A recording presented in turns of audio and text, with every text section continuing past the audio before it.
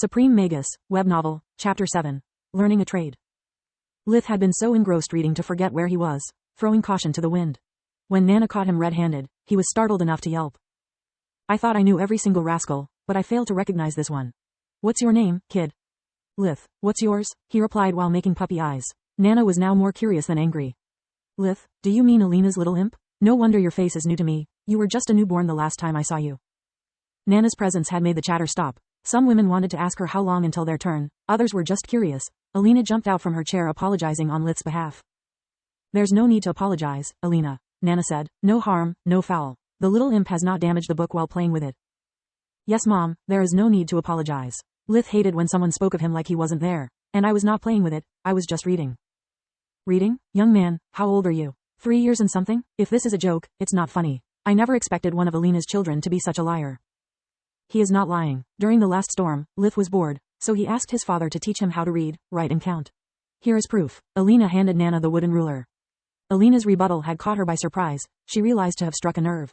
After studying the ruler, Nana had to admit it was a clever learning tool. Tell your husband that this thing is really a good idea. He could sell it to Teacher Howell. It never hurts to have extra money. Alina wouldn't let her change the subject, not until she apologized for calling her son a liar. Roz didn't invent it. Lith did, so he could study alone without bothering anyone. Nana was shaken by all those sudden revelations. Her pride wanted to avoid apologizing, but insinuating that Alina too was lying in front of all those people would have hurt her whole family's reputation. So, young man, how much is 7 times 6? 42. Nana took the book from Lith's hands, and after opening a random page, she gave it back.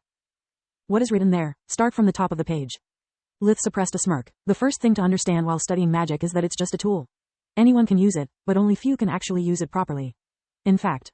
Okay, that's enough. I owe you an apology, Lith. Yet she said it while looking at Alina. Seems your son is indeed blessed by the light, dear. The room was once again resounding with chatter, but this time they were all discussing the same topic. What does Nana mean with blessed by the light? Isn't that just a fairy tale? I wish my son was that smart. Every morning just sending him to school is a war of attrition. Not to mention getting some actual results. Those were the most common comments. Lith kept hitting the iron while it was still hot.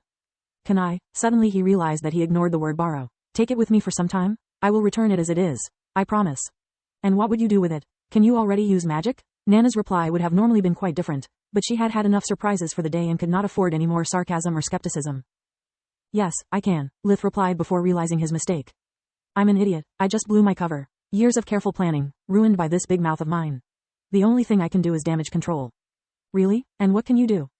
Yes, Lith, what can you do? Alina rebuked. Her right foot was furiously tapping the floor in annoyance. Lith knew he was in trouble. I can do wind and water chore magic, he said with a low apologetic tone, while staring at his own shoes. I'm sorry, Mom, I know you prohibited me to use any magic. But everyone else in the house always uses it, and I was so bored. The chattering increased in volume. Alina was really angry, but she could not scold him in public. Not when they were staring at them with admiration. Nana seems really impressed. Maybe this is a turning point in Lith's life. If she takes him as her apprentice, we could have a healer in our family. I can't ruin this opportunity. So, she kept silent, wondering about his son's future. Would you please show me? Nana asked, smiling for the first time. In for a penny, in for a pound. Here goes everything, Lith thought. Brezza. Lith twirled his middle and index finger 2 times, creating as many tiny whirlwinds that he used to quickly sweep the room. He pretended to lose control from time to time. His goal was to impress, not to brag or scare people out of their wits. Oh, Nana laughed in admiration. She could see more and more of her in the little imp. Nana too had been a precocious brat. When she was his age her talent was better, but Lith was still a sight to behold. Usually men were less talented for magic, since women with their prerogative to give birth, were naturally more in tune with the life force of the planet. Some called that world energy, others simply called it mana. Also, country boys were usually blockheads, more inclined to hard works in the fields or in the military rather than spend years on books. Now I want you to do a thing for me. You said you can conjure water, right? Lith nodded in response. Now call upon water, it does not matter how little. But then, you have to not let it fall. You must make it float, like this. A perfect sphere of water the size of a fist appeared half a meter from Nana's open hand. Lith could not comprehend the why of such a specific request, but he complied. Joran, he conjured less than a glass worth of water, keeping its form irregular and unstable. Lith could not afford any more mistakes, his focus peaked trying to make his lack of control convincing. The water floated for 3 seconds before falling off, but instead of hitting the floor it started floating again, becoming another perfect sphere orbiting around Nana's spell like the moon does around the earth.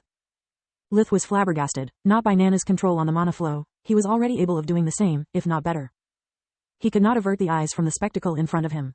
Both spheres of water were constantly spinning on themselves, reflecting everything around them.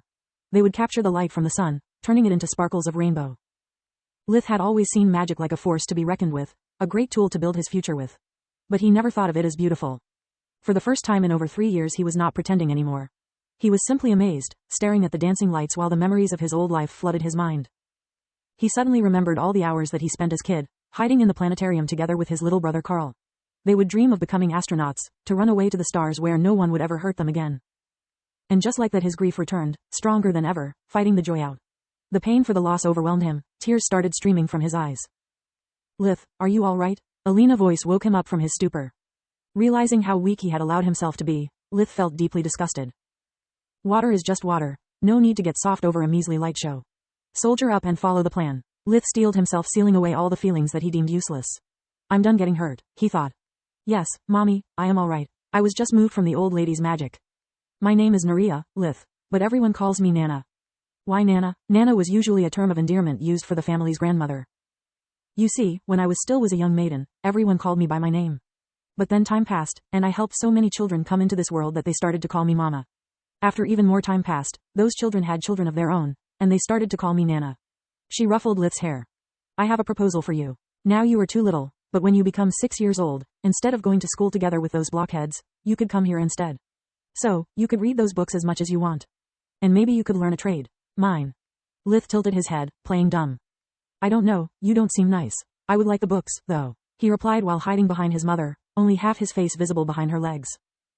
Alina didn't know if to laugh or cry. Her dream had come true, but Lith didn't understand what he was turning down.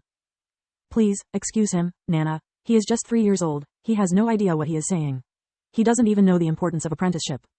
3 years old, Nana repeated. It's almost too good to be true. But you were right, if he had to choose between gold and toys, he would probably pick the latter.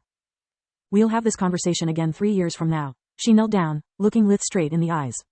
If you don't become dumb as all the other boys in this village, I'll take you as my apprentice. If you are still interested in magic and books, of course. Lith nodded, grabbing his mother gown, looking for protection. His weak and scared appearance hid his inner rage. 3 years? I could have as well starved by then. And all because of you, greedy hag. He was so sick of being hungry, he wanted to bite her out of frustration.